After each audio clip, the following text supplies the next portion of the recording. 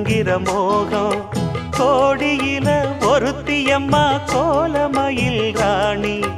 ஆடி வரும் பூங்கலசம் அழகிருக்கும் மேனி தேர் நடந்து தெருவில் வரும் ஊர்வலமா ஊருலகில் அவளை போல பேர் வருமா நல்ல பளிங்கு போல சிரிக்கும் மனச பறிக்கும் பவள விரிப்பு விளங்கிடாத இனிப்பு விவரம் புரிஞ்சிடாத துடிப்பு